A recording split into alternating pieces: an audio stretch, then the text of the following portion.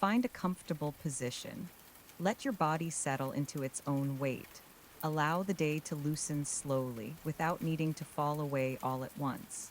There is nowhere to hurry tonight, nothing to organize, nothing to carry further. Only a path beside the coast, rain moving softly through the dark, and lamplight appearing one quiet pool at a time through the fog. You do not need to reach the end of the walk. You only need to let it continue at its own gentle pace. When you are ready, we begin. Tonight's story is called A Rainy Walk Along the Fog Coast Path. The path begins behind a low stone wall above the sleeping coast. Rain is already falling when you arrive, fine and steady, silver where it passes through the nearest lamp, and softer everywhere beyond it. Underfoot, the stones are dark with weather, their surfaces holding a faint sheen that catches the light in broken shapes. Beyond the wall, the land falls away towards the sea, though from here the fog keeps most of that distance to itself. You do not see the water clearly yet. Still, you know it is there by its low, constant presence somewhere below, folding against the shore in slow, unseen movements. At the entrance to the path stands a wooden gate set between two squat stone posts. Just beyond it hangs a lantern fixed to a curved iron bracket. Its glass is beaded with rain. Its light does not travel far. Instead, it gathers the gate, the stones, and the wet ground beneath it into one small, clear place at the beginning. The latch is cool when you touch it. As the gate opens inward, it gives a quiet wooden shift, and the sound disappears quickly into the mist. Inside, the path narrows at once. On one side, the stone wall continues, dark and damp, its rough top lined with rainwater that gathers, spills, and gathers again. On the other, a low rail follows the curve of the coast, appearing and fading as the fog thickens and thins. The ground is firm beneath your feet, packed earth and old stone, softened only by the weather. Rain taps lightly against the shoulders of your coat. From the sea comes a cooler thread of air carrying salt, wet grass, and the mineral scent of soaked rock. You begin to walk, not quickly, only at the pace the night seems to ask for. One step, then another, the path receiving each footfall with the same quiet steadiness. Ahead, another lamp waits somewhere around the first bend, its glow made larger by the mist around it.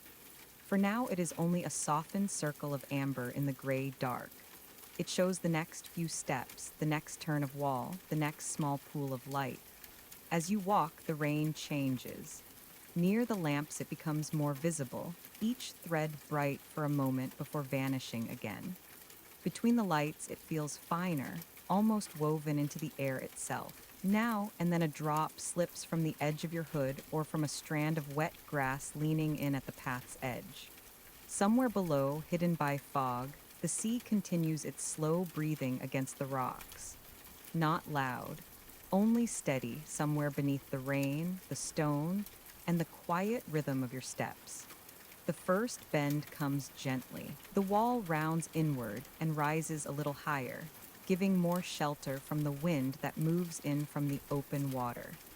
Here the rain sounds different, softer on the lee side of the stone, and clearer where it touches the rail and the metal fittings of the lamp ahead. The lantern stands on a short post beside a widening in the path, where a bench has been built into the wall itself. Its seat is dark with rain. Above it, the lamp sends a muted oval of light across the wet ground, showing little rivulets moving through the grooves between the stones. You pause there only for a moment. The bench, the lamp, the curve of the wall, the faint silver drift of rain beyond the light. Water gathers in the seams between the paving stones and moves away in thin, dark lines. One edge of the bench sits slightly deeper in shelter than the other, and there the stone holds only a damp sheen instead of a full wet gloss. Then the path carries you onward again.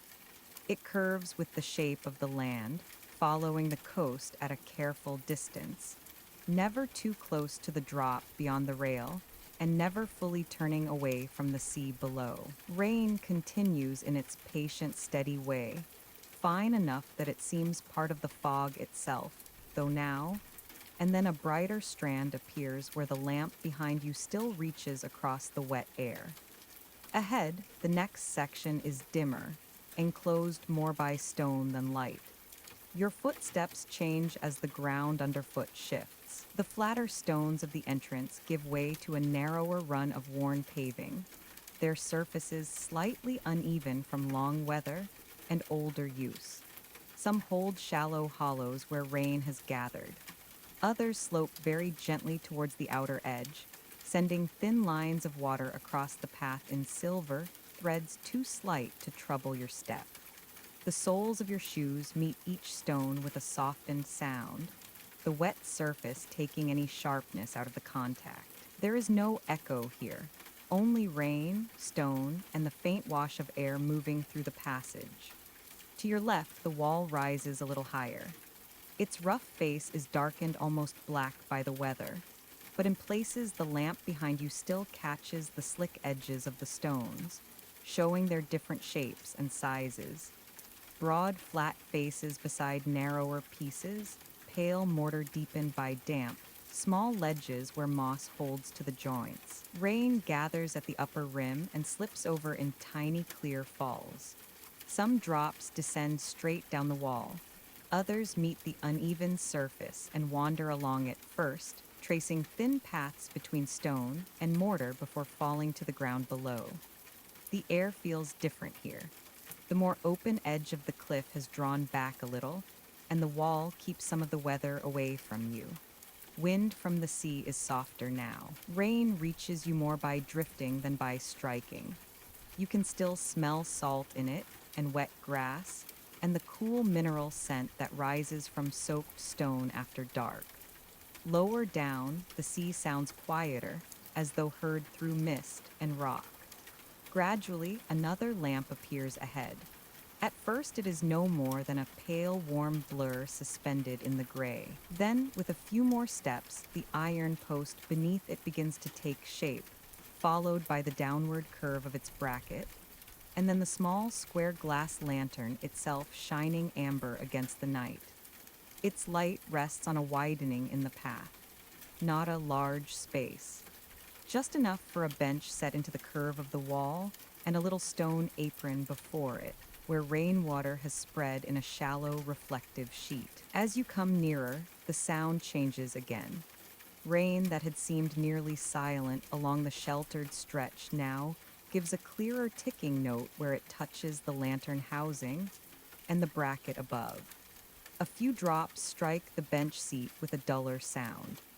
Others gather on the edge of the wall and fall past the lamp in bright, brief lines. Beneath it all, water continues to move quietly along the grooves between the paving stones, collecting in small channels and slipping away towards the darker edge of the path.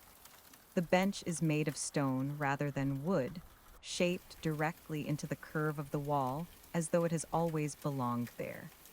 Its seat is broad enough to feel generous, though rain has left the surface dark and shining. The back rises only a little, just enough to give the shape of support. At the edges, the stone is smoother than the wall around it, worn by years of coats, sleeves, hands, and passing shoulders. One corner holds a little more shelter than the rest where the wall bends inward, and the rain reaches that part more lightly, leaving only a faint, damp sheen.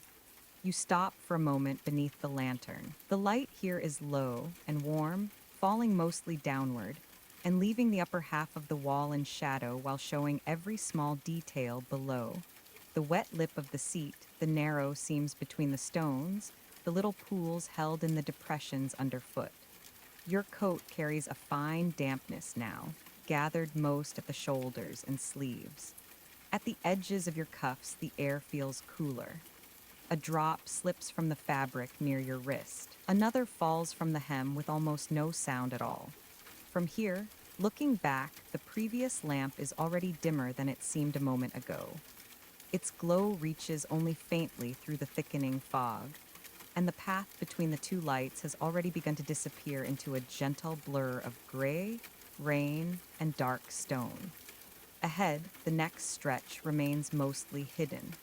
Only the faint continuation of the wall shows where the path goes on. You rest one hand lightly against the wall beside the bench.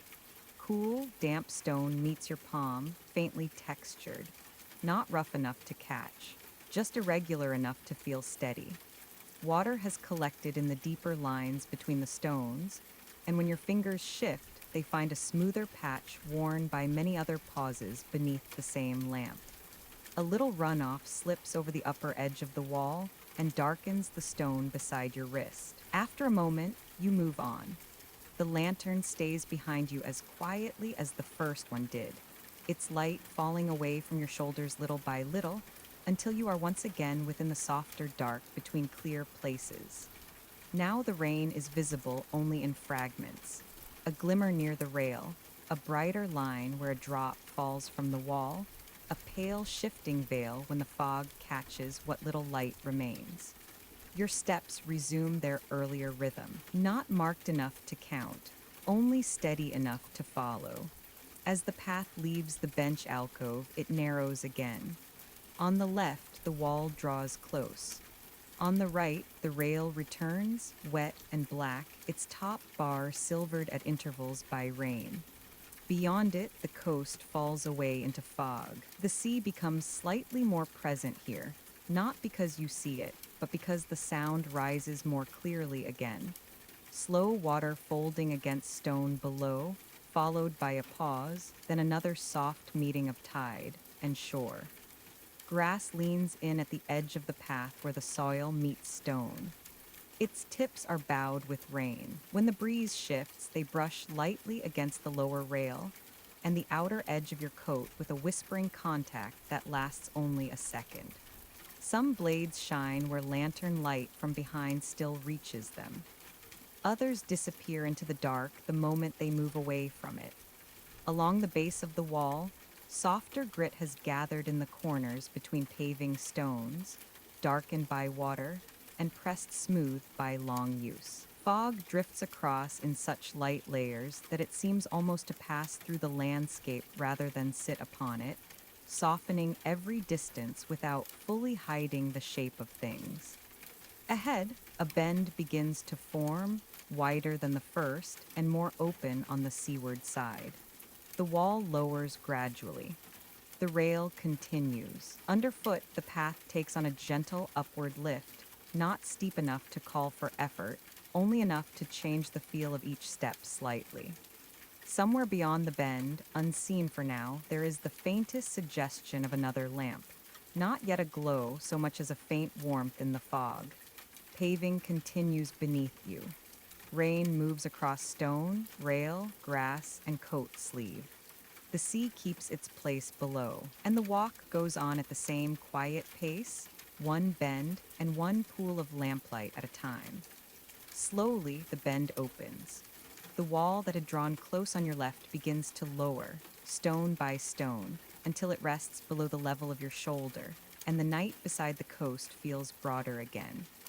On your right, the rail remains dark with rain, its upper bar holding a thin silver line wherever the last of the lantern light reaches it. Beyond that, the land drops away into fog, and the sea below becomes more present at once, not by sight, but by sound. Its slow, folding against the shore rises a little clearer here, carried upward through the damp air in a steady, unhurried rhythm. The path widens enough for your stride to ease. Underfoot, the worn paving gives way to a flatter run of stone set closer together, with darker seams between them where rainwater gathers and travels. Some slabs are smoother than others, their surfaces worn by long use, and weather until they hold the light in broad, dull gleams. Others still carry a little texture, enough for the soles of your shoes to feel the grain beneath the wetness. At the outer edge, a thin line of runoff slips beside the rail and disappears into the dark. Here, rain moves more freely. The higher shelter of the wall has fallen behind, and the weather reaches you now from above, and from the open air beside the cliff.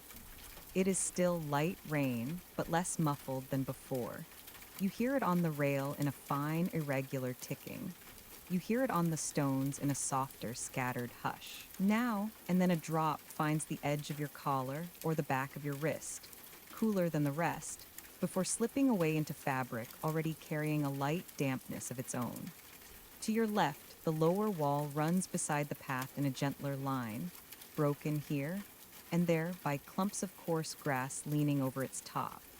Rain has bent the blades down into darker arcs, and their tips shine briefly where they catch the nearest trace of light behind you. Between the grasses, the stone shows patches of darker moss pressed close into the joints, deepened by water until the green is almost lost in the night. In one place, a narrow ledge along the wall has gathered a row of droplets, so even that they appear for a moment like a second line of dim glass beads. Then the angle changes, and they are gone. The fog shifts without ever fully parting. At times, it draws closer across the rail, softening the space beside you until the drop beyond seems very near and very small at once. Then it thins again, not enough to reveal the whole coast below, only enough to suggest a wider dark beyond the white drift of mist. Somewhere out there, lower down, water continues to meet stone. You hear the slow arrival of it, the brief hush of contact, the withdrawal, and the next quiet return. It comes and goes with the same patient measure, as though the sea itself has settled into the night. Ahead, the line of the path can be followed further than before. It does not stretch far into the distance because the fog keeps hold of that, but it shows more of itself here. A longer sweep of paving, the rail curving outward, the low wall keeping pace beside you, and further on, the faint shape of a post standing where the bend continues. For now, it is only a dark vertical mark in the gray. No lamplight reaches it yet. It waits within the same dim weather as everything else. Your steps take on a slightly different rhythm across this flatter ground. There is less turn in the path, less need to place each foot around corners or along narrower edges. Movement becomes smoother, more even. Water lies in thin, shining skins across some of the stones, and each footfall sends the faintest change through them, not a splash, only a disturbed sheen that settles back at once. Where the slabs meet, softer grit has collected in the seams. Rain has pressed it dark and flat, and the edges of your shoes pass over it with almost no sound at all. The air carries a fuller breath of salt here, not sharp, only cleaner, more open, mixed with the scent of soaked grass, wet stone, and the faint metallic trace that rises from rain resting on iron. When the breeze comes in from the seaward side, it moves under the edge of your coat and along your sleeves before passing on. It does not hurry. It simply reminds you that the path is running beside open space again, with the land falling away beyond the rail and the sea moving somewhere below the fog. The rail itself changes as you go. At first, it is one uninterrupted line beside you, beads of rain gathered along its top. Then a joint appears where one length meets the next, held by a darker collar of metal slick with weather. A little further on, a vertical support rises from the stones, its base ringed with runoff. Beyond that, another support, then another, each one coming into view and passing by at the same measured interval. The pattern is simple enough to quiet the eye. Rail, post, each darkened by rain and silvered only where the light behind you still reaches. On your left, the low wall dips for a while and gives a clearer view of the grass beyond it. The ground rises gently there, a bank of wet growth and scattered rock leading away from the path. The grass closest to the stones is shorter and pressed low by weather. Further back, longer stems lift and sway more freely, though the rain keeps even those movements small. A few pale seed heads remain standing among the darker blades, each one holding droplets that make them look heavier than they are. When the breeze touches them, they bow and recover without sound. For a few moments, the fog thickens and narrows the world again. The post ahead disappears. The farther curve of the rail softens to a mere suggestion. Even the sea sound seems to come from nearer by, as though the mist has gathered it in and held it close. Within this denser whiteness, the rain becomes more visible. Its finer strands shine briefly against the dark of your coat sleeve and the black line of the rail. A drop collects at the edge of the metal, swells, lets go, and vanishes at once below. Then the fog loosens a little. The post ahead returns. The longer line of the path reappears. Somewhere behind you, the lantern at the bench alcove is now too distant to do more than tint the mist with the faintest warmth, and even that is nearly gone. You are between lights here, on the more open part of the coast path, with only the wet stone beneath you, the rail beside you, and the sea below marking out the shape of the night. Ahead, the post begins to show itself more clearly. It is not a lamp after all, but an old marker set just inside the curve of the path, thick enough to withstand weather, its top rounded by years of rain and wind. One face carries a small metal plate, darkened almost to the color of the wood or stone beneath it, so that only when you come nearer does it catch a dull gleam. There may once have been painted letters there. If so, the weather has taken most of them. What remains is only a worn surface, beads of water gathered along its lower edge, and the steady presence of the marker itself. You pass it without needing to stop. Its base is set into the stone at the edge of the path, where water has collected in a shallow ring before slipping away through a crack between the slabs. The side nearest the sea is darker with weather. The side nearest the wall carries a faint roughness where the rain has not worn it smooth.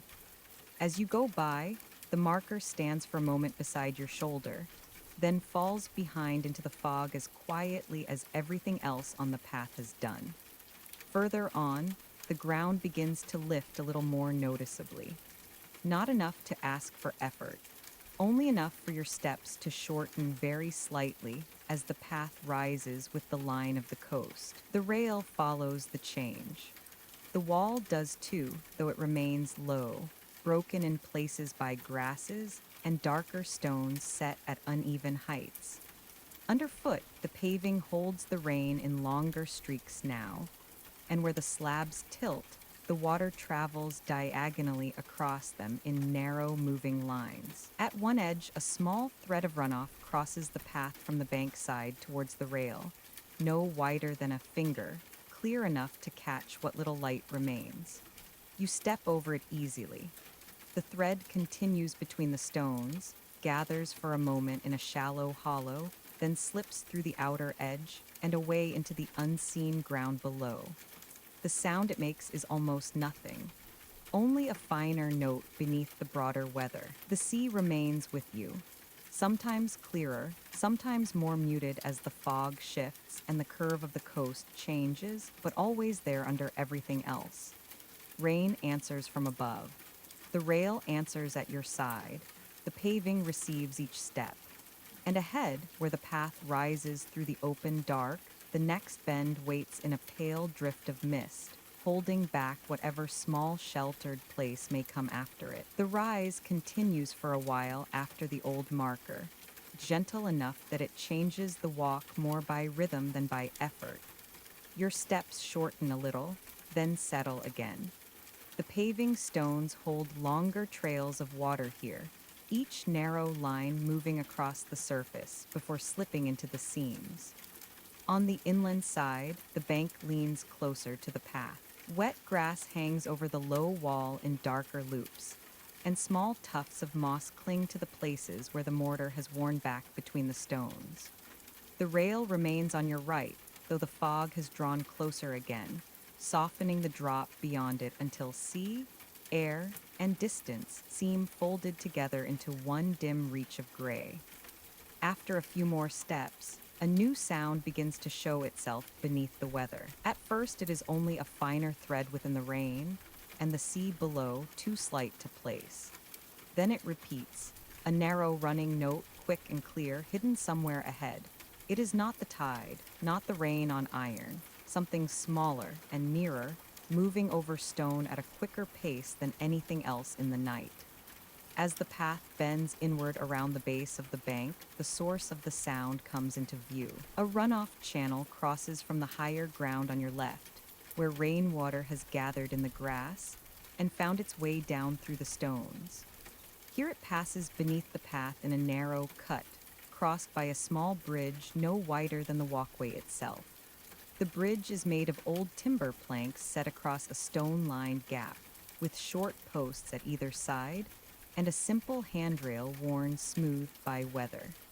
Rain has darkened the wood almost to black. Below, water slips by in a bright, quick ribbon before vanishing under the paving and away towards the unseen slope beyond the rail. As you come nearer, the whole little crossing sharpens. The timbers hold a satin sheen where the wet catches what little light remains in the fog. At the edges, the grain has lifted slightly with age, leaving faint ridges beneath the gloss of rain. The stonework beneath is rougher, fitted from uneven coastal rock that keeps its shape even in shadow. One larger face jutting forward, another set back, a narrow seam where a tuft of fern has rooted itself in the damp. The channel is not deep. Its water travels fast enough to keep its own clear note, though not loudly. It runs over pebbles and under the planks in a quick silver movement, then disappears. At the near side of the bridge stands a lamp on a short iron post, lower than the others along the path. Its lantern is hooded at the top, shaped to cast more light downward than out across the fog. Because of that, the crossing feels gathered into a smaller circle than the broader stretches behind you. The planks gleam. The handrail shines along its upper edge. The little stream below flashes where it meets the light, then darkens again the moment it passes beneath the boards. Rain falls through the beam in fine slanting lines, briefly bright, then gone. You slow as you reach the first plank. The surface beneath your foot is different at once. After stone, the wood has a gentler give, slight but noticeable. Not softness exactly, more the quiet living response of old boards that have taken weather for many years and still hold firm. Rain has left a thin film across them, and the grain beneath your sole feels finer and closer than the rougher texture of the paving stones behind. The sound changes too. Your step on the bridge does not ring. It gives only a dull, contained note, followed by the quicker passing voice of water below. Halfway across, the little channel runs directly under you. From here, you can see how the rain from the bank has gathered itself into this one narrow course. It comes down through dark roots and wet grass, passes between the stones, then clears briefly beneath the bridge before slipping on through the far side. A few leaves have lodged against one of the rocks, water pressing them flat against the surface, so that they shine like darker patches of varnish. Now and then a drop falls from the underside of the handrail and joins the current below with a sound too small to separate from the rest.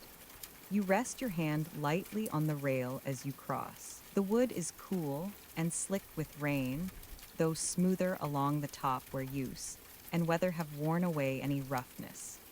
Your fingers meet the rounded edge first, then the slight dip where years of contact have softened the line of the grain. Near one post, a bead of water has gathered into a clear curve that trembles for a moment before letting go. Below, the channel keeps moving with the same quick certainty, never still, never hurried, only following the ground it has been given. At the far side of the bridge, the paving begins again, though the stones here are darker and more heavily veined with water. Runoff has splashed across them over time, leaving deeper staining near the edges and a cooler shine across the surface. Thin fans of wet sand have settled in the corners where stone meets wall. Along one seam, a line of tiny rounded pebbles has collected, held there by the water's regular passing, and left undisturbed in the quieter intervals between heavier rains. The details are small, but the lamp above the crossing shows them clearly for a few steps before the light begins to fall away. Beside the far edge of the bridge, the low wall opens into a shallow recess in the bank, just enough space for a narrow stone ledge built into the side. It is not a full bench like the earlier alcove, only a small resting place, no deeper than a seat made for one person to pause briefly out of the flow of the path. Rain reaches it at the outer edge, while the inner corner remains only damp. The stone there is smoother than the wall around it, and the curve of the recess gives a little shelter from the breeze coming off the coast. Above it, a fern hangs from the higher bank, each frond beaded with rain and bent low enough that the tips nearly brush the ledge. You do not stop long, only long enough to take in the changed feel of this part of the walk. The quick passing water, the timber underfoot, the close little lamp over the crossing, the fern-dark bank and the narrow ledge in its hollow. Then the path continues, drawing away from the bridge and rising by degrees beside the coast. As you move on, the sound of the channel begins to lessen behind you. For a few moments it stays with the rain, a finer, quicker line among the slower sounds of the night. Then it becomes harder to pick out. The sea below resumes its wider presence. Weather on stone and iron gathers around you again. Yet the crossing leaves its change behind in the body of the walk. Your ears hold the memory of moving water close at hand. Your palm still carries the cool shape of the wet rail. The soles of your shoes notice the return from timber to stone, from slight give to firmer ground. Ahead, the path narrows once more as the bank on the left rises higher. The wall there becomes less regular, changing from carefully laid courses into a rougher retaining edge where larger stones have been set more for strength than neatness. Some project further than others. Some are nearly hidden by moss and trailing grass. Rain runs down them in shorter, broken paths, caught and redirected by every irregular face. On the seaward side, the rail follows a straighter line for a while, and the fog beyond it moves in pale, shifting folds, opening and closing without ever revealing the whole drop at once. The lamp at the bridge remains visible behind you for longer than the others did. Because it sits lower and closer to the ground, its glow rests beneath the drifting mist instead of dissolving into it at once. For a little while, it marks the crossing as a warm square behind your shoulder, glinting on the wet handrail and the top edge of the planks. Then the path bends again, and it is gone. Ahead, the rain looks different, not heavier, only closer together where the air has thickened. The rise of the bank, the rougher stones, and the folding fog all seem to draw the night inward again after the open stretch and the small bridge over running water. Your steps continue at the same measured pace. The paving receives them steadily. The rail remains at your side, and somewhere just beyond the next inward curve, the path seems ready to offer another change in shape, another quieter part of the coast waiting within the rain. Beyond the little bridge, the coast path draws inward again. The broader reach beside the rail begins to lessen, not all at once, but by degrees as the bank on the inland side rises closer and the fog gathers more thickly across the seaward edge. The paving remains firm beneath your feet, though the stones here are less even than before. Some sit a little higher than the next. Some tilt just enough for rainwater to collect at one corner before slipping away into the seams. The walk asks for no effort, only a slightly closer notice of where each step is placed. On your left, the retaining edge has changed from the lower wall of the open stretch into something rougher and older looking, built more to hold the bank in place than to shape the path neatly. Larger stones have been set in irregular courses, their faces uneven, their joins widened by weather.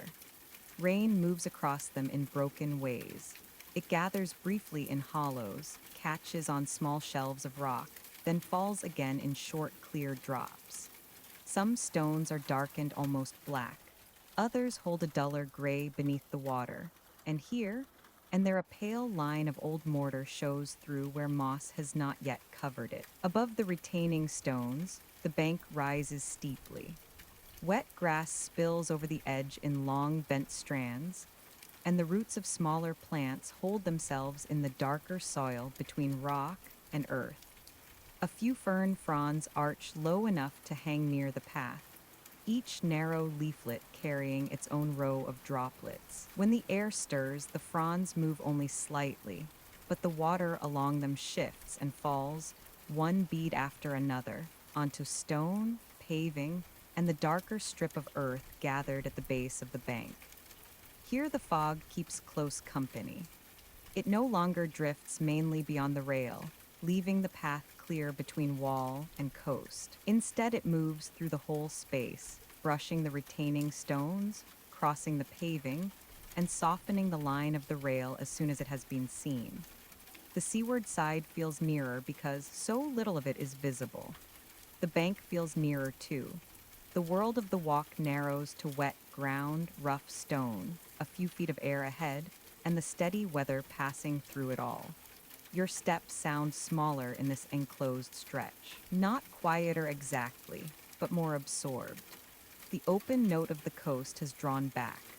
Rain on the rail is heard only now, and then, when the mist thins enough for the drops to reach it more clearly.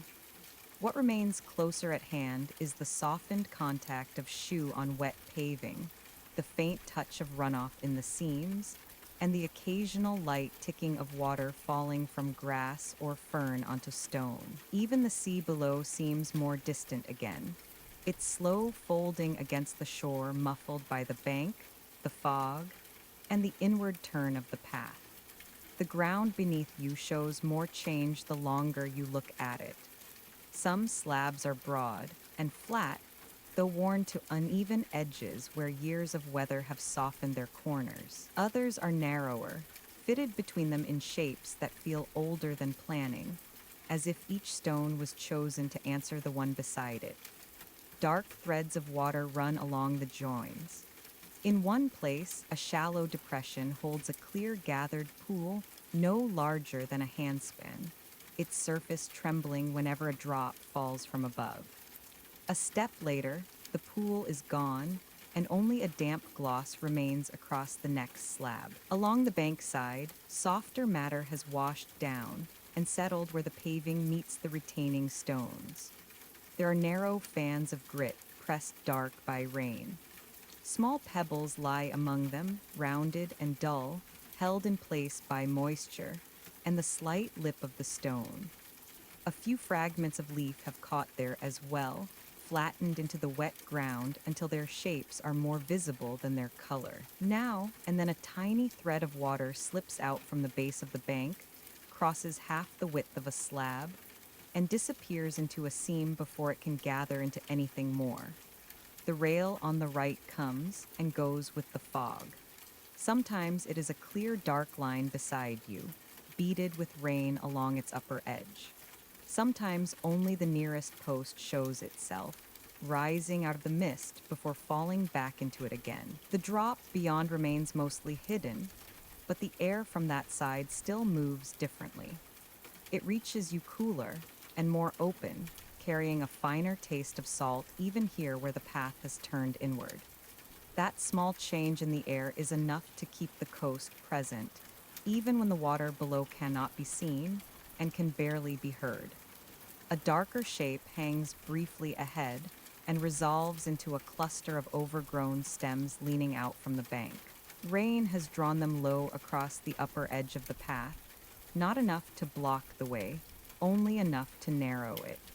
As you pass beneath them, a few droplets slip from the leaves and tap against your shoulder and sleeve.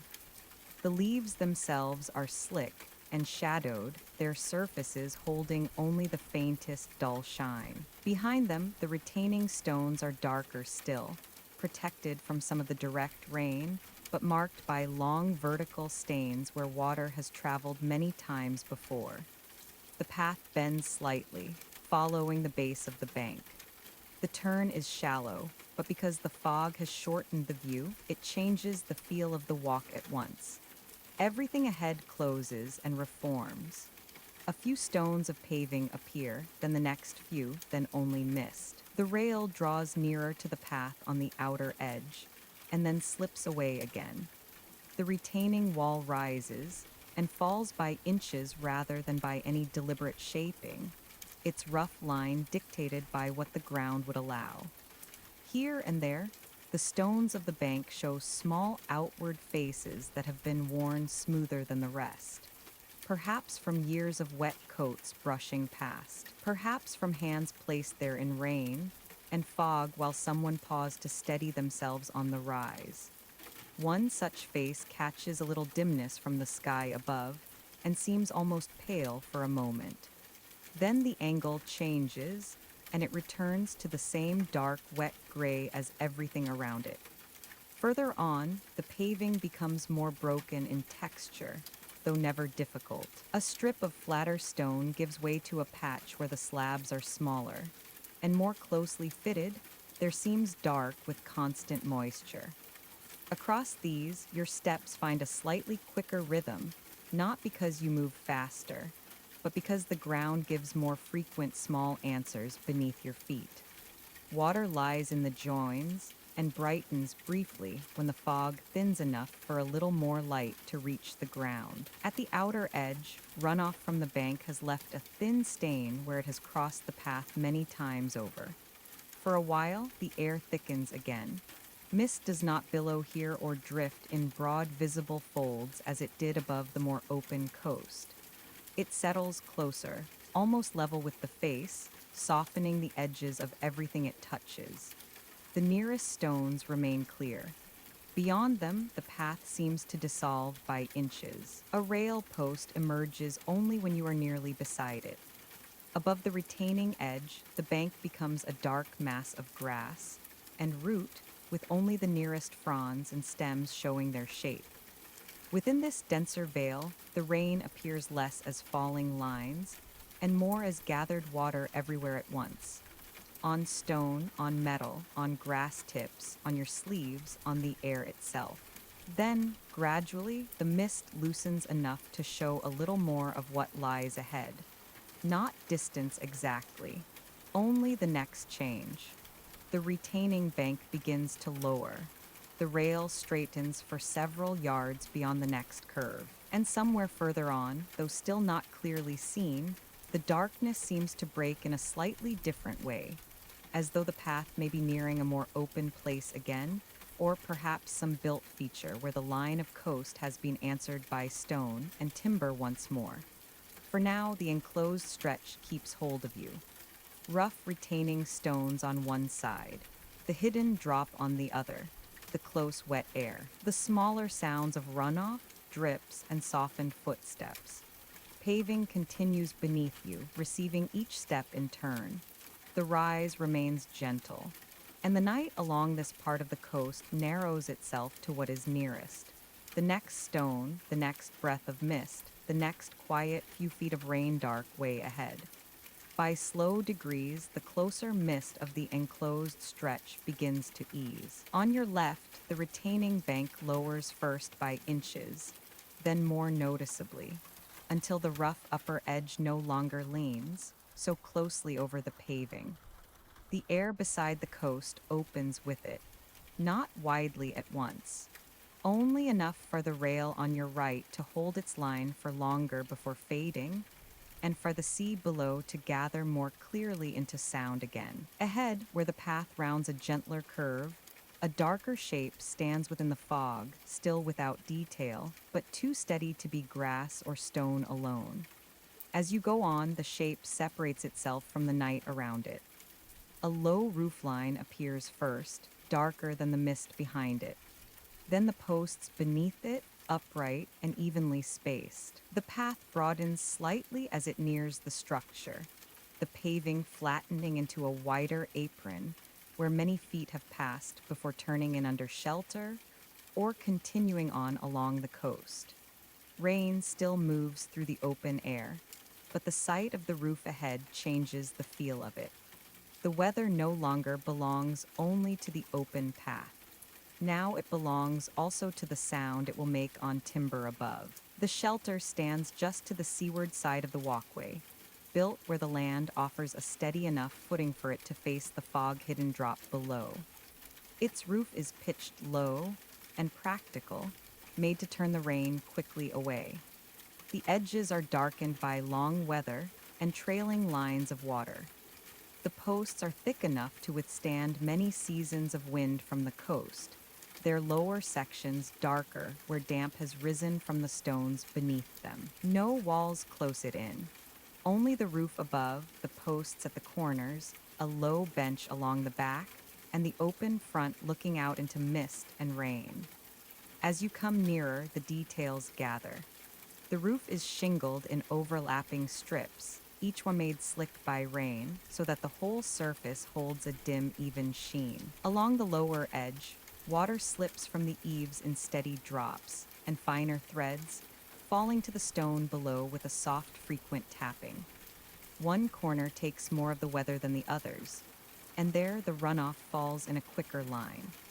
Beneath the roof, the paving is darker near the open edge, drier further in, and marked by older weather stains that show where rain has blown through in stronger winds before passing on. A small lamp is fixed to one of the inner posts, set high enough to keep the light modest and downward.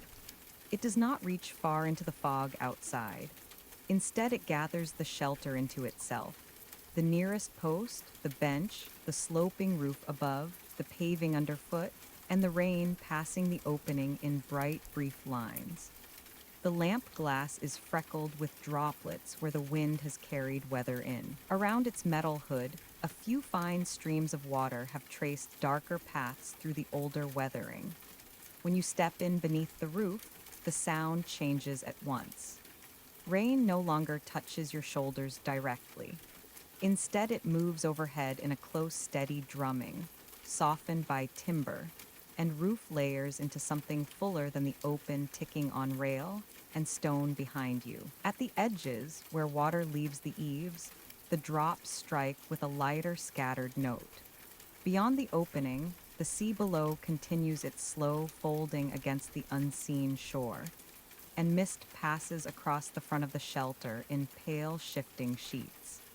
Inside, the air feels cooler for a moment from leaving the rain, then stiller. Along the back, the bench is made of thick timber fixed between the posts, its surface worn smooth in the middle by many pauses.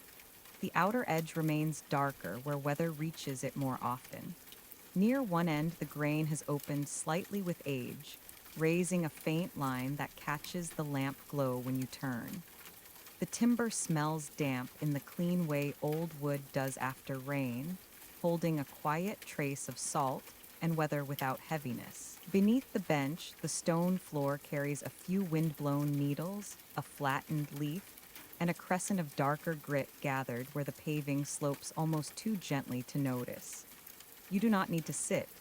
The shelter itself is enough. The posts divide the view into open sections of fog, and night, each one holding only part of the coast at a time.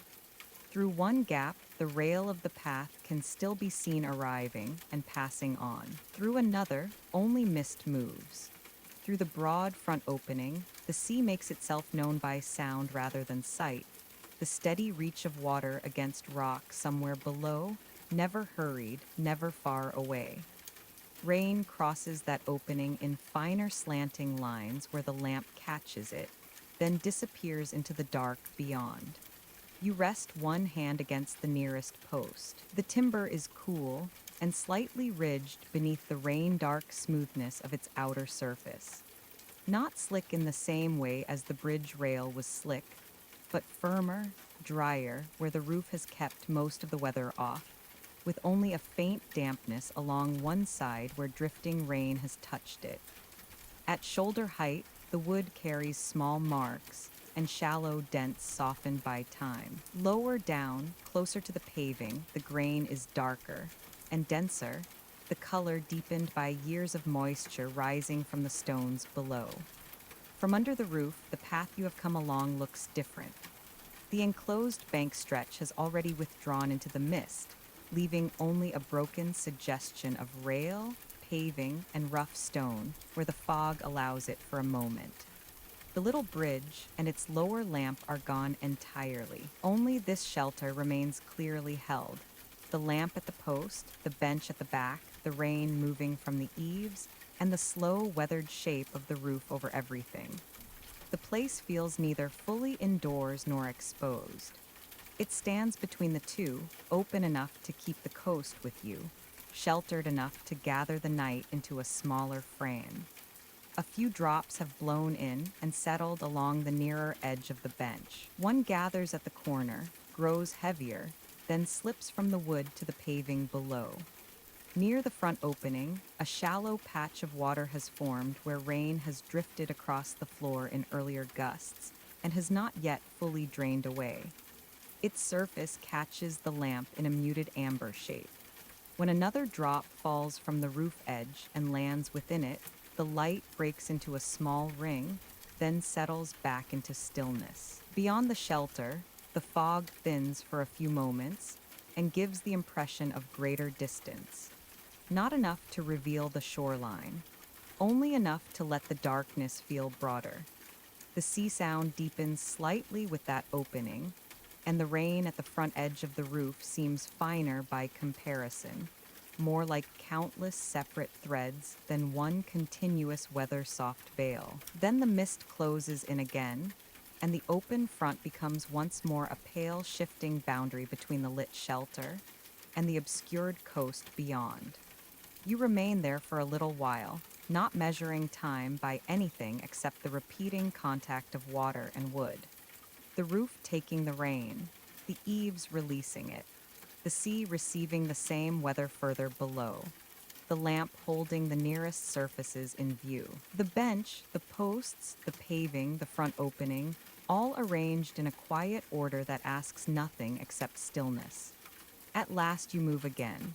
One step takes you back towards the front edge where the rain passes just beyond the eaves. Another carries you out from under the roof and into the open air beside the coast once more.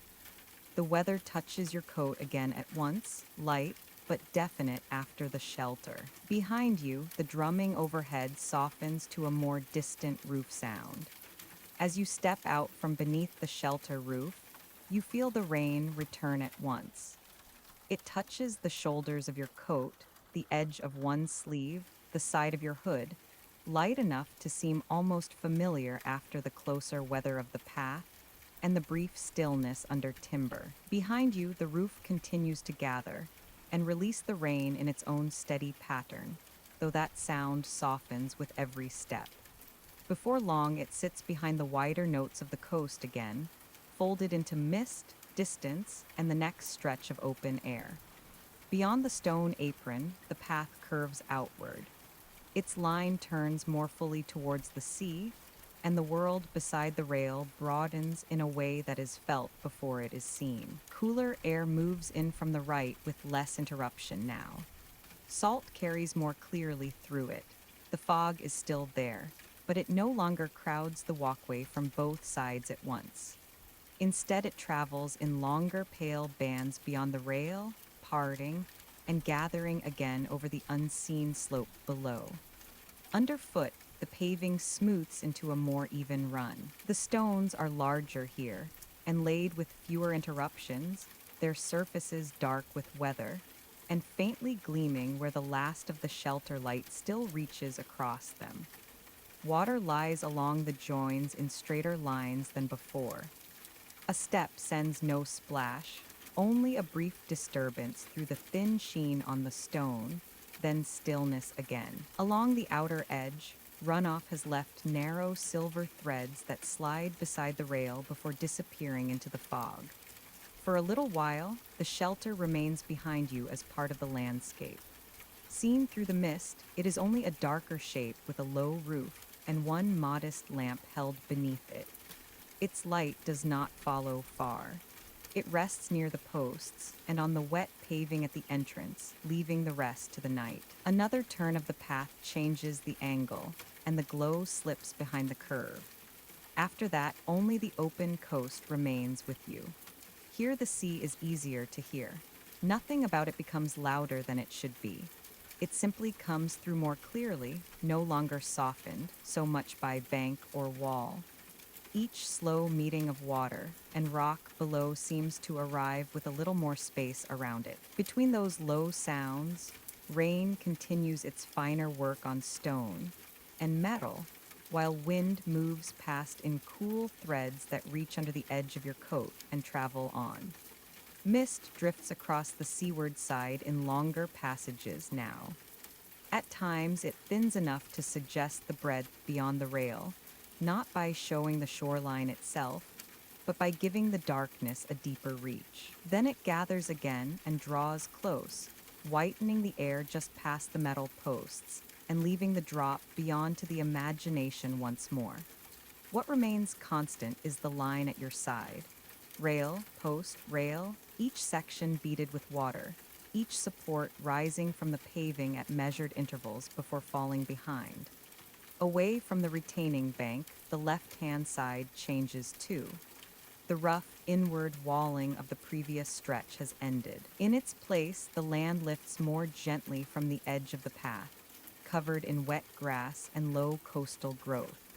Rain has pressed the finer stems into soft loops over the border stones, while sturdier clumps hold their shape and darken at the roots.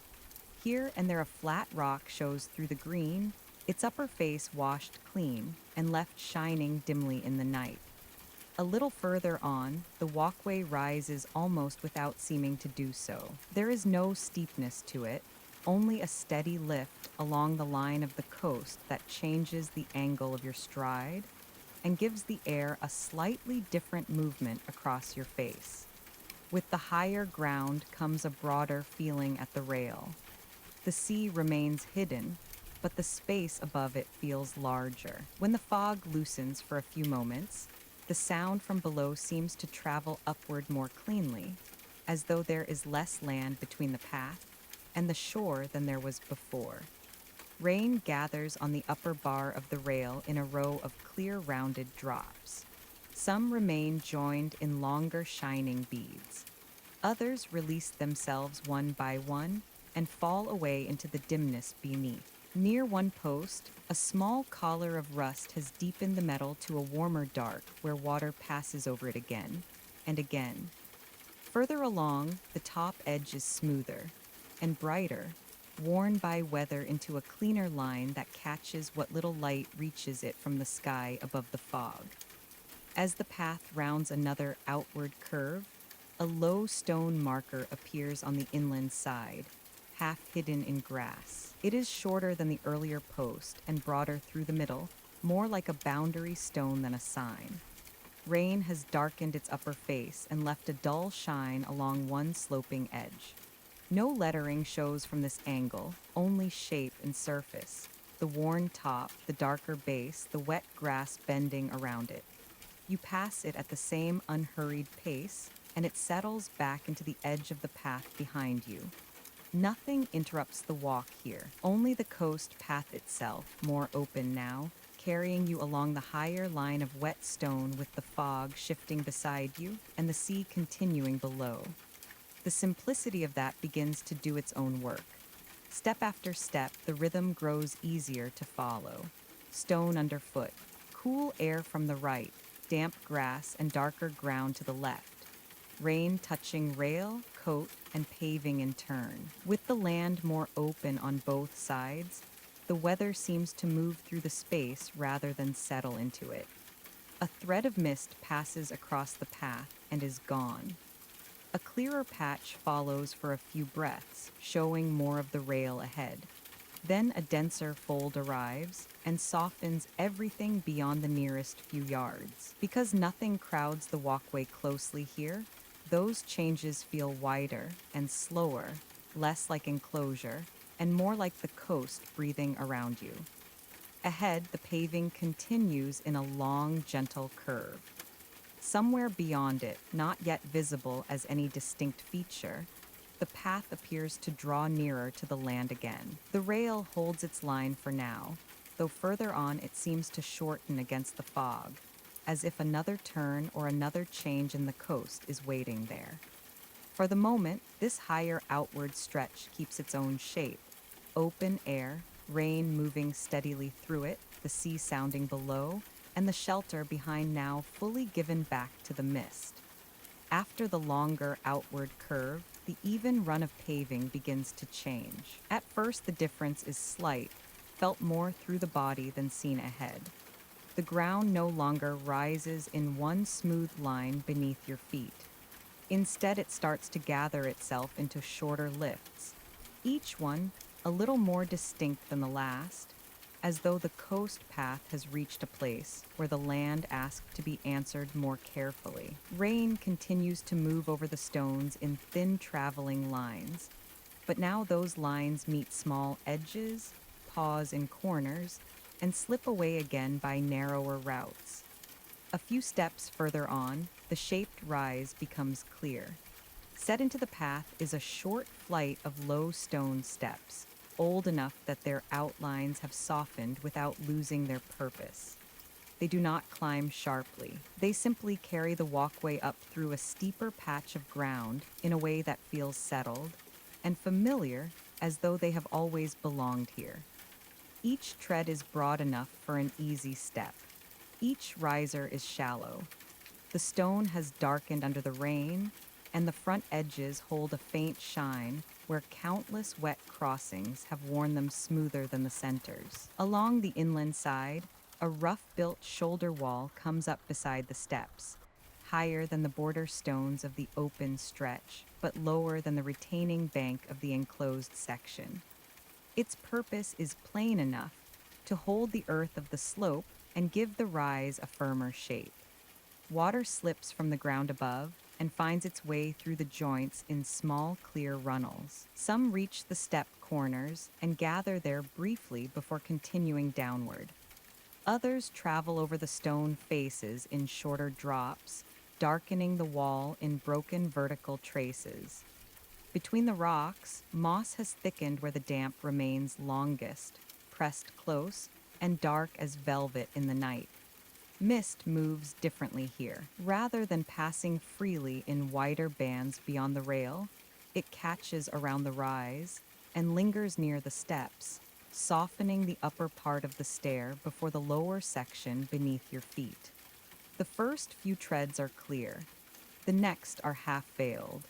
The top is only a dim change in level until you come nearer. With the bank rising at one side and the path lifting at the other, the air seems briefly to pause around the stonework before moving on towards the coast again. You take the first step. After the long, steadier rhythm of level paving, the shift is noticeable at once.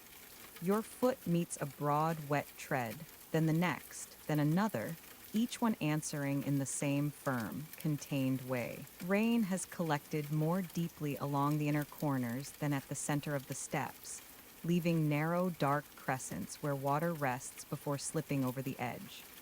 Across the smoother middle, the surface gleams in a flatter sheen. Nothing about the rise is difficult. It only asks for a little more shape in the movement: step, lift, while the weather continues around you unchanged. On the seaward side, the rail follows the steps in short, measured sections. Its line no longer runs straight and even beside the paving, but climbs in gentle increments, each post set a little higher than the one before. Rain beads along the upper bar and gathers where the metal joins at the supports. At one post, a heavier drop has formed and hangs for several moments before letting go into the fog below. Beyond the rail, the coast remains hidden, though the sea can still be heard beneath everything else, its low, repeated meeting with the shore rising a little cleaner in the gaps between nearer sounds. By the third and fourth steps, the texture underfoot becomes more varied. One tread is worn slightly hollow through the middle, enough to hold a thinner, longer patch of water than the others. Another keeps a faint roughness where the stone grain has resisted all the years of rain and passing soles. At the outer edge of one riser, a small seam has widened just enough to shelter a line of darker grit, and two tiny pebbles washed there from elsewhere on the path. When your foot passes, the water beside them trembles, then settles back into stillness. Close at hand, the sounds are smaller and more distinct than on the broader open section. Rain touches the rail in light, irregular ticks. Water slipping from the shoulder wall makes shorter, clearer notes as it reaches the steps and crosses them by the corners. Your movement on the treads remains subdued, the wet stone taking away any hardness. Between those nearer sounds, the sea keeps its lower measure, never absent, only further away than the rain and runoff, as though it waits below the whole rise and receives whatever the weather sends down to it in time. Halfway up, the mist loosens enough for the upper part of the steps to show more fully. There are not many of them, only enough to carry the path to a slightly higher shelf of coast before it levels again. At the top, the shoulder wall broadens into a heavier cornerstone where the slope turns back. A clump of grass has rooted itself just above that point, and the blades hang over in wet, bent strands, their tips releasing drops that fall one by one onto the final tread. The repeated contact leaves small rings in the shallow water gathered there. Near the inner edge, one section of the wall has worn smoother than the stones around it. Perhaps coats have brushed it for years on nights much like this one. Perhaps hands have rested there while rain moved over the path and fog kept the sea just out of sight. Now the same face of stone catches a faint dimness through the mist and shows its shape more clearly for a moment. Rounded edge, darker seam beneath, moss tucked into the lower join. Then the air thickens again, and it returns to the same muted weather-dark surface as before. The final steps bring you up without effort to the higher level beyond. The change is not dramatic, yet it is felt at once. The ground ahead steadies. The rise falls behind. The rail straightens out again, though at a slightly different height above the hidden slope. Water that had been collecting in the step corners now travels away in thinner lines along the flatter paving at the top. When you take the first few strides on level stone again, the body notices the difference immediately, the earlier walking rhythm returning of its own accord. Looking back, the step section has already begun to shorten in the mist. The lower treads are clearest, their wet surfaces holding a dim shine. Above them, the shoulder wall and rail dissolve by degrees into the pale, shifting air. No lamp marks the rise. No shelter frames it. Only the shaped stone, the rain moving over it, and the quiet, practical way the path has been helped upward through the steeper ground. Ahead, the new level of the coast carries on into fog. For a little while, the left-hand slope remains close, though less steep than before, and the rail on the right keeps the sea beside you without revealing it. Somewhere further on, not yet fully formed in the mist, the line of the path seems to gather itself again, as though another built feature may be waiting beyond the next turn. For now, the stepped rise has done its work. The walk continues at the same calm pace, but with the feel of the stone still changed in your feet, the memory of shallow treads, rain-dark edges, and water slipping quietly through the corners as you climbed. Level ground returns gradually after the last of the shallow steps. For the first few strides, your body still remembers the rise, holding the shape of it in the ankles and knees even though the paving has steadied beneath you again. Then the older walking rhythm settles back in of its own accord. Rain continues across the stones in narrow moving lines. The rail keeps pace on the seaward side. Ahead, the higher stretch of coast begins to show its next feature through the mist. Set along the inland edge is a low old wall, longer than the shoulder wall beside the steps, and more deliberate in its making. It does not rise high enough to close the path in. Instead, it stands at about waist height, built as a windbreak where the ground offers less shelter of its own. Its stones are broader and flatter than those of the retaining edge below, laid in older courses that have shifted slightly with weather, but still hold firm. Rain has deepened the joints to darker lines, and the top stones shine in uneven bands where water gathers, lingers, and slips over the side facing the path. Walking beside it changes the feel of the air at once. The breeze from inland no longer reaches you so freely. What remains strongest now comes from the open side of the coast, cool and faintly salted, moving across the rail and along the path before meeting the wall and turning softly back.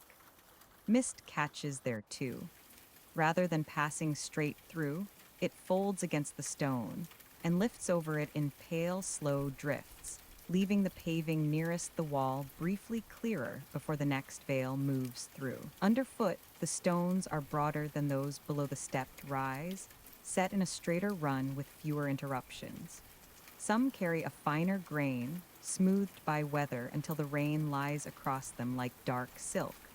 Others still keep small roughnesses that answer more clearly beneath the sole. Along the inner edge, where the paving meets the wall base, water has collected in a chain of shallow seams. The line is not continuous. It appears, disappears, then appears again, following the slight dips in the old setting of the stone. Here and there, the wall shows its age more openly. One upper slab has shifted a finger's breadth beyond the one below it, leaving a narrow ledge where droplets gather before falling. Further along, a stone near the center carries a long, pale scratch, almost lost when the face is wet, then visible again when the angle changes. In one joint, a tuft of thrift or some other tough coastal plant has rooted itself into almost nothing, the small leaves dark with rain and pressed close to the mortar. The wall is not decorative. It is weather-made and weather-kept, serving its purpose without drawing attention away from the path beside it. For a little while, the rail on the right grows less noticeable, not because it disappears, but because the wall gives the movement a second boundary, and the walk becomes more corridor-like without ever feeling enclosed. Open coast remains at your side. Sea sound continues below, yet the old stone beside you changes the balance of the stretch. Rain taps the metal only now and then. Closer at hand is the slower contact of water slipping from the coping stones, reaching the paving in soft, intermittent drops that darken the seams near your feet. Mist passes differently at this height. Now it comes in longer sheets from the seaward side, drifting across the rail, and then thinning as it reaches the path and the wall. At moments, the open side whitens almost completely, while the stones at your left remain clear and near. Then the fog loosens, and the darker reach beyond the rail returns, not as a view of shoreline, but as a greater sense of depth in the night. With that change, the sea below seems to come closer in sound, each slow folding movement arriving with a little more room around it before settling back under the finer weather above. About halfway along the wall, the paving widens by only a little, just enough to create a gentler passing place where the stone courses have spread beyond the strict line of the path. No bench has been built there. No roof stands over it. Only a slightly broader footing and a lower section of coping worn smoother than the rest. Rain has left the top dark and rounded. A few drops hang beneath the lip before letting go one by one. The place seems shaped more by long use than by intention, as though many walkers have slowed there over the years without needing to stop completely. You continue at the same pace. One hand could easily rest on the wall if it wished to, but there is no need. The stone is near enough to feel companionable without asking for contact. Along its face, narrow trails of water travel around the slightest changes in surface, sometimes splitting at a raised grain in the rock, sometimes joining again lower down. Near the base, darker staining shows where rain has been driven against it in harsher weather than this. Tonight, the wet remains even and controlled, spread across every face without force. Beyond the wall, the grass rises gently and disappears into mist. Not much shows of the higher ground, only clumps of wet stems, one flat rock set back from the edge, and a few pale seed heads bent low by the rain. Everything further inland is taken quickly by the fog. That keeps the wall prominent in the movement, one long steady surface beside you while the rest of the land recedes. On the open side, the rail returns more clearly whenever the mist thins, its posts standing at measured intervals before being softened again. As you near the end of the wall, its purpose becomes even clearer. The path angles slightly towards the coast, and the last few yards would be more exposed without this stone edge holding the inland weather off. The coping stones there are more rounded than elsewhere, worn by many seasons. At the final section, one larger block turns inward a little, as though to finish the line with a more substantial shoulder before the wall gives up its place to open ground again. Water falls from that corner in a slower, steadier drip, landing on the paving below and spreading into a dark oval before slipping away through the join. Beyond that ending block, the path goes on into mist at the same calm pace, though its shape begins to change once more. The rail curves outward. The land beside the wall falls away behind you, and somewhere ahead, still only half formed through the weather, the higher coast seems ready to turn again towards another variation in shelter, stone, and rain-dark ground. Past the last length of the windbreak wall, the coast path begins to alter again.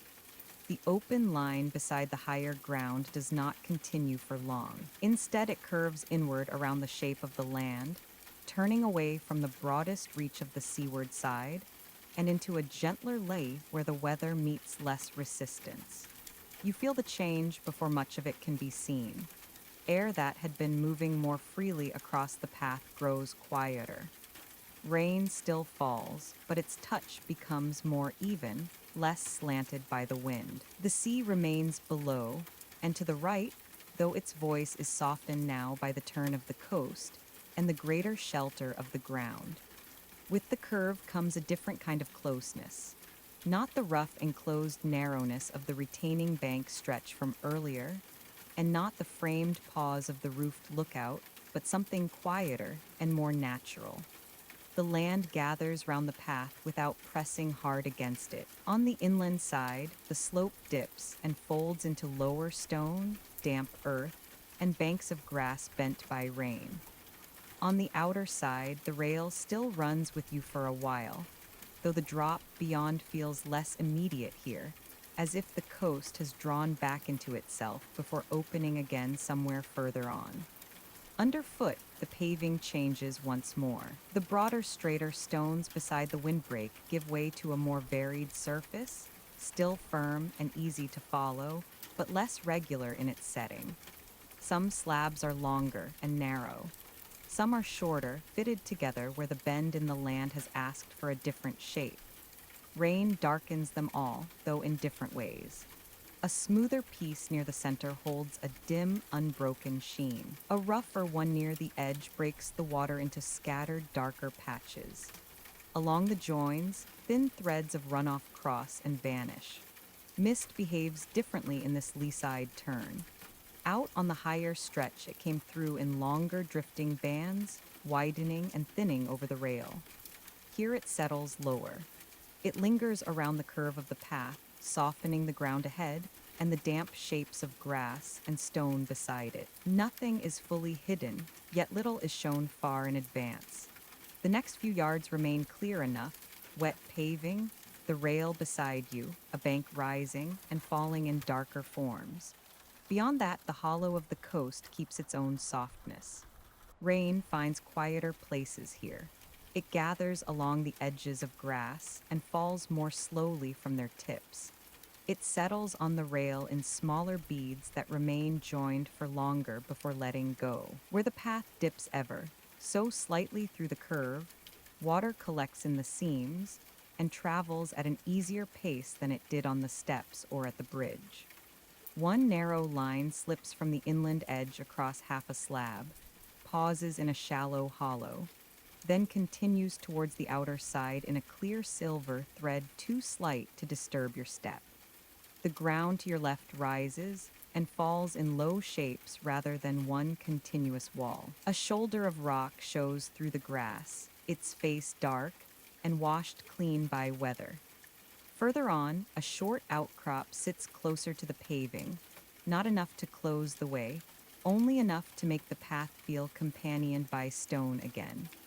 Water runs down its surface in faint, broken lines, collecting briefly where the rock hollows inward before slipping away into the darker growth below. At its base, wet roots and flattened stems lie pressed close to the earth, holding the rain in clear beads that catch the dim sky and then vanish when the angle changes. For a little while, the rail is less insistent. It remains there, but the curve of the coast and the softer ground beyond it draw attention away from the open side. Sea sound still rises from below, though now it comes as a quieter undertone, more muffled than on the higher outward stretch. Between those distant movements, nearer sounds begin to matter more again.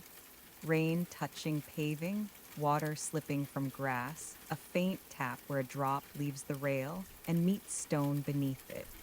The whole stretch seems arranged in closer measures. As you continue into the lee, the path lowers by barely enough to notice, just a gentle easing after the earlier rise.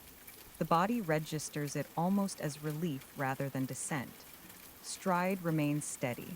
Footfalls keep the same calm pace.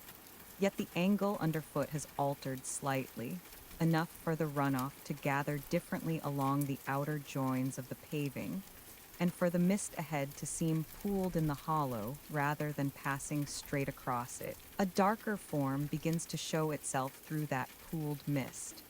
Not a roof, not a lamp, not anything fully made out yet.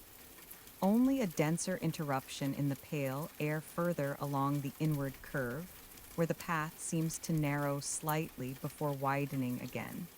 It may be another low section of built stone. It may be the shape of the land itself.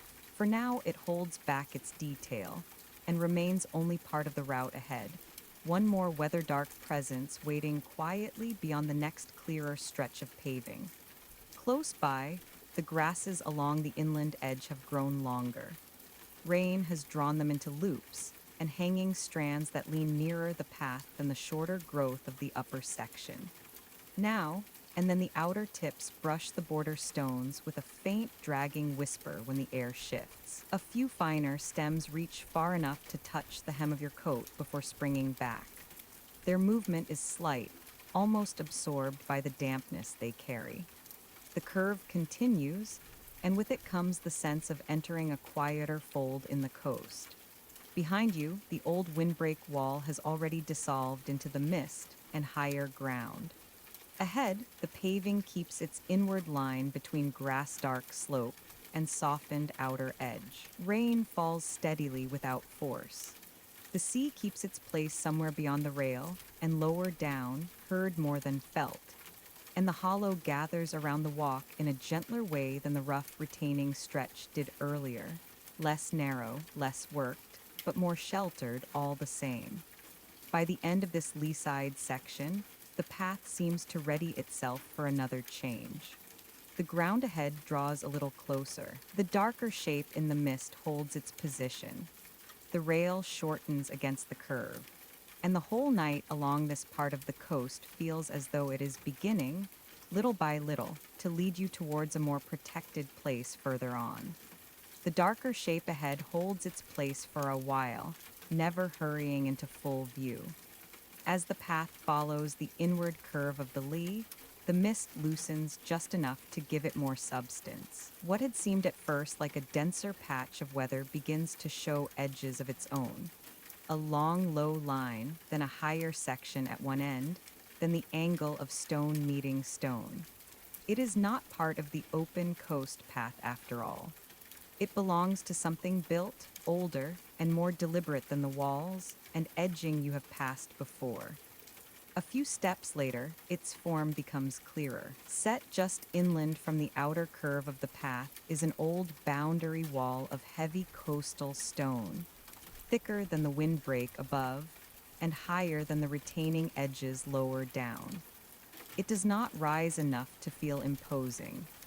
Its purpose is plain and practical to mark and protect the approach to a more sheltered place beyond. The stones are broad, weathered, and deeply set, their faces dark with rain, their joints widened and softened by salt air, and years of wet weather moving over them. Along the top, larger coping stones run in an uneven line, some level, some tilted by time. The path narrows as it nears this wall. On the seaward side, the rail continues for a short distance, then begins to shorten against the curve and the thickening stone ahead. On the inland side, the slope gathers itself into rougher ground, with wet grass and low growth pressed close to the base of the wall. Rain falls more quietly here, not because it has lessened, but because the heavier stonework changes the way the weather settles and slips. Drops gather on the coping, release slowly, and fall in steady intervals to the paving below. Mist moves differently at the boundary. Out on the higher stretches, it passed in longer drifts. In the light, it pooled more softly in the hollow.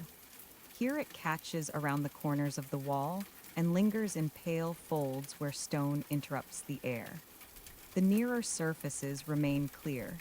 The dark face of the masonry, the wet paving at your feet, the border of grass along the base. Beyond the opening ahead, everything is still partly withheld, though the shape of the route begins to declare itself more firmly now. Set into the wall is a narrow entrance where the path passes through. There is no gate standing across it now, only the opening itself, framed by thicker uprights of stone, and a short return of wall on either side. The passage is wide enough for easy walking, but narrower than the path that led to it. Rain has deepened the color of the threshold stones.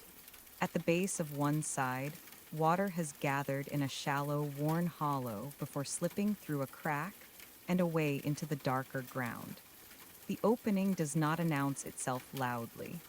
It simply waits there in the mist, holding the next stage of the walk within it. As you come nearer, the details sharpen. The left-hand upright carries a vertical seam where two larger stones meet, each face slightly different in texture, one flatter, one marked by shallow pits worn by weather. On the right, the outer edge has been smoothed by long exposure, and perhaps by passing sleeves or hands over many years. A darker stain beneath one coping stone shows where water has been falling in the same place for a very long time. Near the base, a cluster of low leaves has rooted itself into the damp join, pressed, so close to the wall that the green is nearly black in the night. Underfoot, the paving changes again as it approaches the threshold. The stones are tighter set, their seams narrower, as though this section has been repaired or laid with more care because of the wear it receives. Rain rests across them in a flatter sheen. Only near the edges do the droplets gather more deeply, especially where the wall guides small runnels down towards the center of the path before they break apart and disappear between the joins. Each footfall keeps the same calm pace, but the body notices the narrowing, the denser stone, and the more contained shape of the way ahead. When you pass into the opening, the air grows quieter still, not fully still. The coast remains close enough for that never to happen, yet the wall on either side holds back some of the freer movement, and for a few paces the rain sounds nearer on stone than on rail or open ground. A drop leaves the coping above and strikes the paving ahead with a clear small note. Another follows from the opposite side.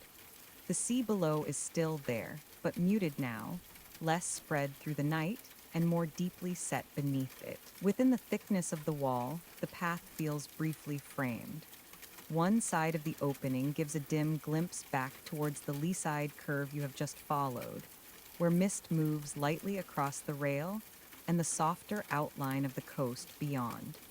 The other side holds only stone close at hand, dark and damp, with the faint shine of rain on its rougher face. Then the passage begins to open again, and what lies beyond starts to gather shape. On the far side of the wall, the ground changes its character at once. The rail is no longer the first thing felt beside you. Instead, there is a more protected approach, still outdoors, still open to the rain, but held more closely by old stone and the contour of the land. A short continuation of wall runs on from the entrance, curving gently as though to guide the final approach rather than block it. The paving there remains even and well kept, darker near the edges where water from the stonework finds its way down. Grass gives way to firmer ground, and a few flatter rocks set back from the route.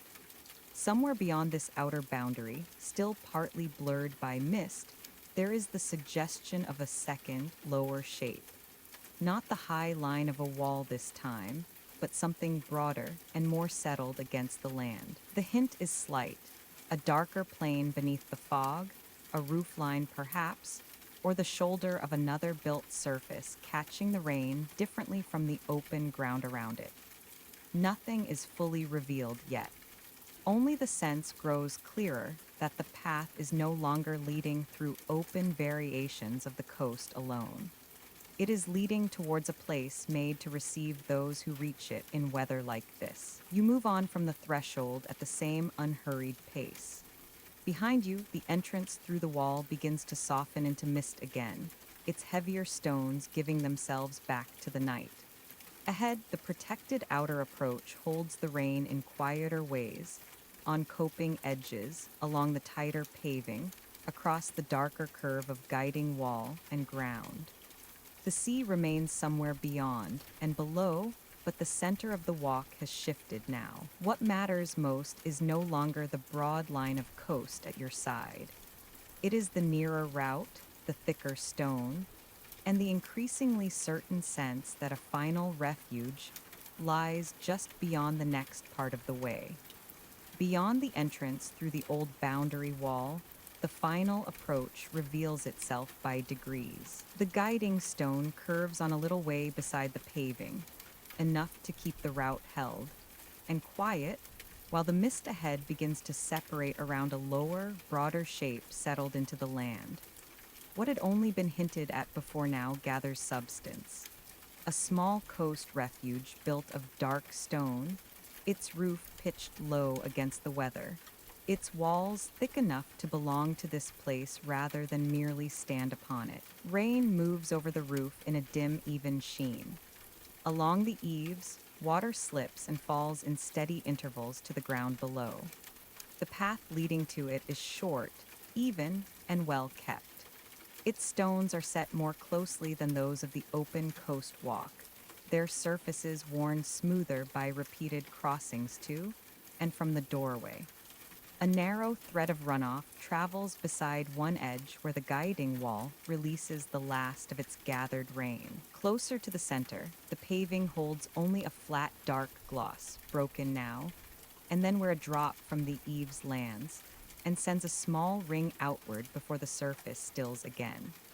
The sea remains somewhere beyond, and below, though here it is little more than a softened undertone behind the nearer weather of roof, stone, and falling water.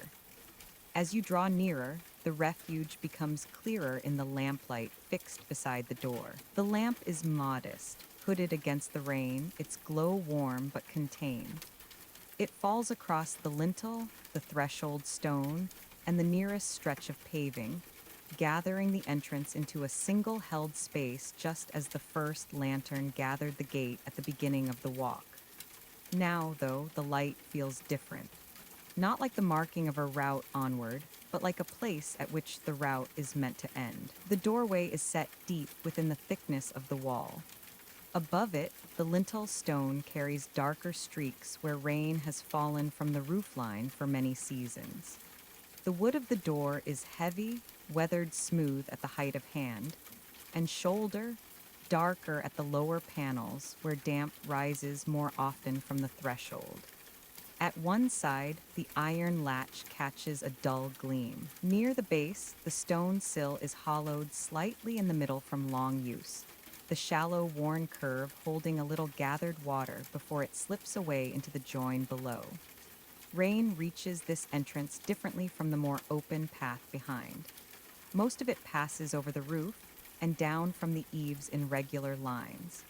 Only a finer drift touches the doorway itself, enough to bead lightly on the door surface and darken the outer edge of the frame. A drop falls from the corner of the roof and lands near your foot with a clear small note. Another follows from somewhere higher up the stone. The rest of the weather stays above, on the roof, on the lamp hood, on the paving beyond the threshold, while the entrance keeps a little stillness of its own. You pause there only long enough to take in the shape of it. The lamp beside the door, the wet paving below, the darker wall around the entrance. Rain passing down from the roof in fine, repeated threads. Behind you, the final stretch of approach has already begun to soften into mist, its guiding wall and outer boundary giving themselves back to the night one surface at a time. Here, at the doorway, the walk has narrowed to one last simple action. The latch is cool beneath your hand, not cold in any sharp way, only smooth and rain-touched from the damp air. When it lifts, the sound is small and contained.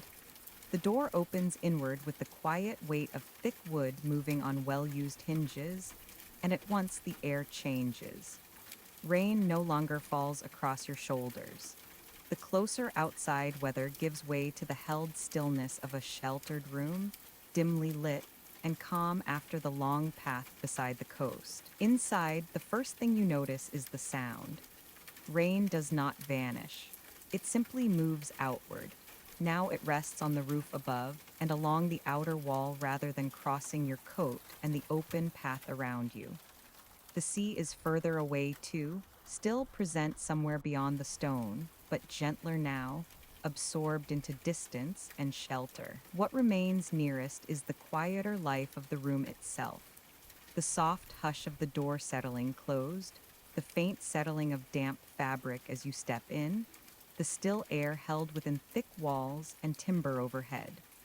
Inside, a lamp stands on a small wall shelf, its glow lower and steadier than the one outside.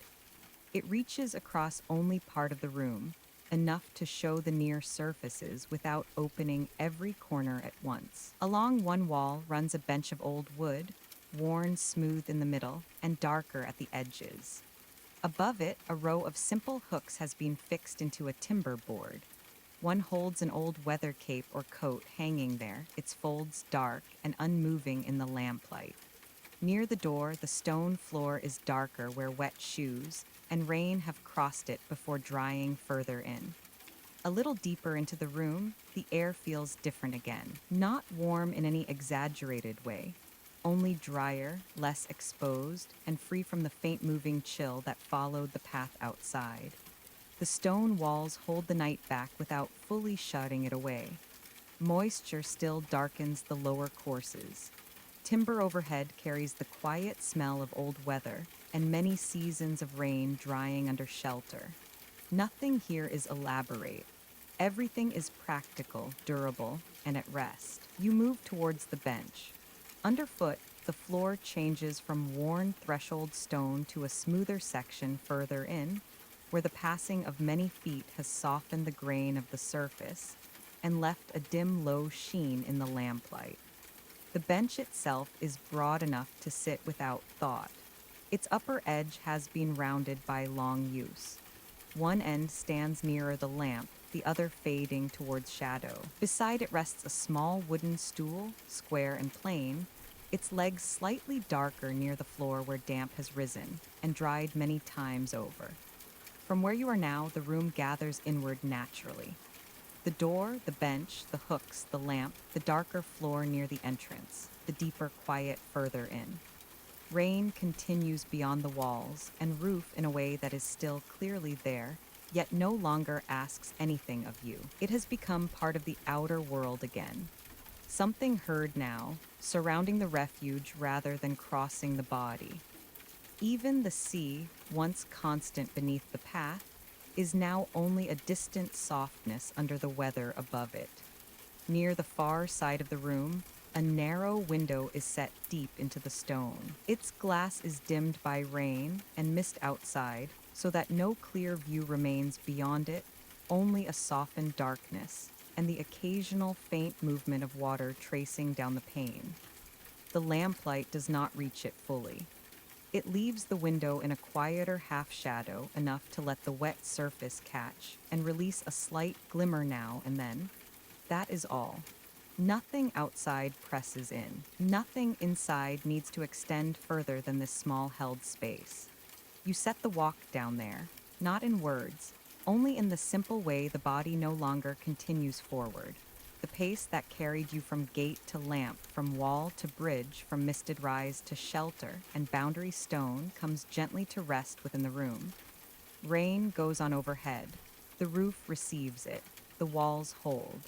The bench waits where it has always waited, and the night along the coast, wide and weathered and half veiled in fog, is now gathered into one final quiet frame of stone, wood, lamplight, and rest.